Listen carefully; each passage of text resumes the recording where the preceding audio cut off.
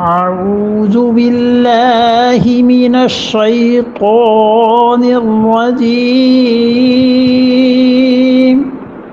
بسم الله الرحمن الرحيم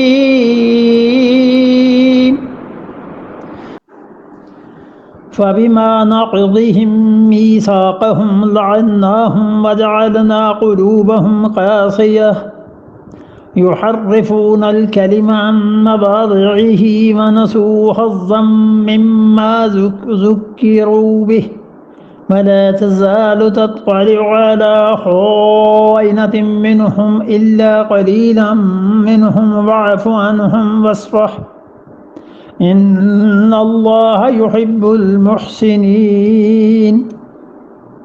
فبما سو فا کا مطلب سو یعنی نتیجہ یہ نکلا.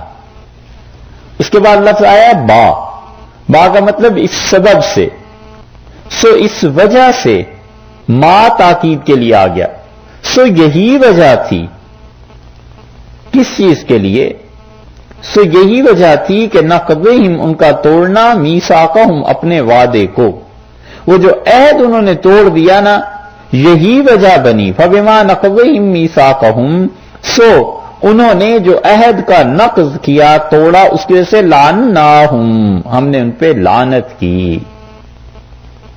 یہ لعنت پڑی ان پہ بنی اسرائیل پہ. وجعلنا اور ہم نے کر دیا قلوبہم ان کے دلوں کو قاسیہ سخت کر دیا سیاہ کر دیا.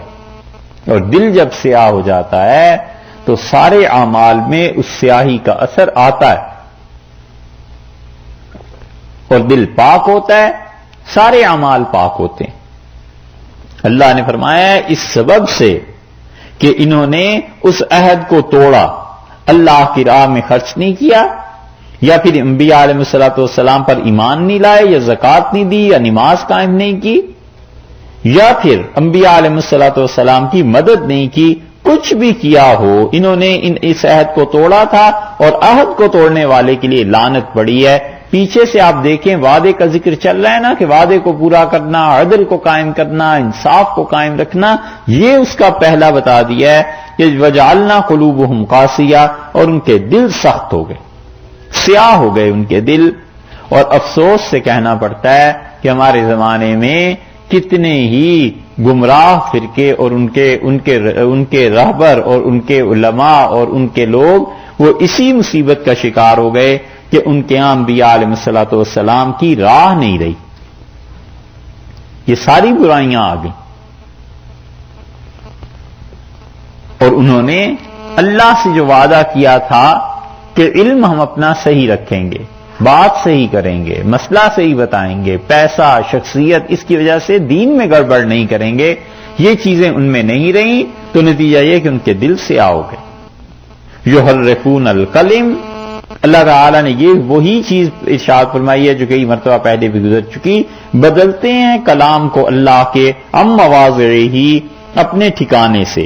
ہی کی ضمیر کلم کی طرف لوٹ رہی ہے. عن مواضعہ یعنی جس موقع کا کلام تھا اس موقع سے ہٹاتے ہیں کلام کو تحریف کرتے ہیں خدا کی کتاب میں. یہ ہے اللہ کا حکم کچھ ہے اور اپنی خواہشات کو پورا کرنے کے لیے اس حکم کو بگاڑ کر کچھ دیتے ہیں. اللہ کا حکم کچھ ہے پیسے کو دیکھ کے اس حکم کو تبدیل کر دیتے ہیں. 8ویں 9ویں 10ویں صدی میں عیسائیت کو اگر آپ دیکھیں تو پوری تاریخ مل جائے گی کہ کس طرح وہ اپنے پیروکاروں کو جنت کے سرٹیفکیٹ لکھ لکھ کے دے دیتے کہ تم ہمارے ساتھ جنت میں جاؤ گے اور یہ چیزیں ہوں گی. یہ ہے یحرفون الکلم عن مواضعہ. ایک بات ان کا جرم ونسو اور بھول گئے حظً حصہ مما جو کہ ذکروا بہی جس کے ساتھ انہیں نصیحت کی گئی تھی بہت بڑا حصہ. حظً تنکیر ہے نا نکرہ ہے تو نکرہ کا مطلب یہاں پر یہ بنا کہ بہت بڑا حصہ اس تعلیم کا بھول گئے جو تعلیم انہیں دی گئی تھی. تعلیم تھی کہ نماز پڑھو اللہ کی راہ میں مال خرچ کرو انبیاء علیہ السلام کی اطاعت کرو اس کا بڑا حصہ یہ بھول گئے. نتیجہ یہ نکلا کہ اب حضور اقدس صلی اللہ علیہ وسلم پر ایمان بھی نہیں لاتے. بہت بڑا حصہ انہوں نے بھلا دیا. اور اگر اب یہ آیت نازل ہو آج کے دور میں تو مسلمانوں کے لیے بھی یہی ہو کہ انہوں نے بہت بڑا حصہ اللہ کی دی ہوئی تعلیم کا بھلا دیا. سب سے بنیادی چیز خدا کی کتاب تھی، اس کو نہیں پڑھا، اس کی تعلیم حاصل نہیں کی. نسو حظا مما ذکروا بہ ولا تزالوا، اور پھر ہمیشہ ولا تزالوا یعنی ہمیشہ تطلعوا، آپ کو اطلاع ملتی رہے گی، آپ کو خبر ملتی رہے گی، علی خائنۃ، ان کی خیانتوں کی، علی خائنۃ، ان میں جو خیانت کا برا مرض ہے، آپ کو ہمیشہ ان کی دغا بازی کی خبر ملتی رہے گی. دو ترجمے اس کے کیے گئے ہیں. خائنہ کا ایک ترجمہ تو یہ ہے کہ آپ کو ہمیشہ خبر ملتی رہے گی ان کی خیانت کی، کہ یہ کیا کیا خیانت کرتے ہیں، شرارت کیا کیا کرتے ہیں، دھوکے کیا دیتے ہیں. ہمیشہ یہ یہودی چین سے نہیں بیٹھیں گے، اپنی عادت سے مجبور ہیں، کوئی نہ کوئی دھوکہ آپ کے لیے سازش کرتے رہیں گے. دوسری چیز یہ ہے، ترجمہ یہ کیا گیا ہے کہ خائنۃ، خائنہ جو ہے مبالغے کا صیغہ ہے، جیسے علامہ، خائنہ علامہ، علامہ کا مطلب بہت علم والا. اسی طرح یہ خائنہ کا لفظ کہ بہت زیادہ خیانت کرنے والی، برابر آپ کو یہ اطلاع ملتی رہے گی کہ یہودی بہت زیادہ خیانت کرتے ہیں، دغا دیتے ہیں، دھوکہ دیتے ہیں. الا، ہاں قلیلا منہم، ان میں تھوڑے سے ہیں جو دھوکہ نہیں دیتے، باقی ان کا حال یہی ہے دھوکہ دینا، اور ان کا حال یہی ہے کہ ہمیشہ ایسی باتیں کرنا جس سے مسلمانوں کو نقصان پہنچے. آپ کو یہ خبر برابر ملتی رہے گی. پھر آپ نے کیا کرنا ہے؟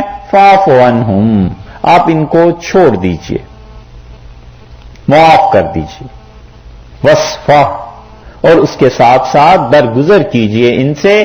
یہ چیزیں چلتی ہی رہیں گی، یہ آپ کے ساتھ دھوکے کرتے ہی رہیں گے، لیکن اللہ جو ساتھ ہے تو آپ نے کیا کرنا ہے؟ ان اللہ یحب المحسنین، اللہ پسند کرتا ہے ایسے لوگوں کو جو نیک کار ہیں، نیک کام کرنے والے ہیں. اللہ انہیں پسند کرتا ہے تو ان کے ساتھ آپ نیکی کرتے رہیے، اچھائی کرتے رہیے.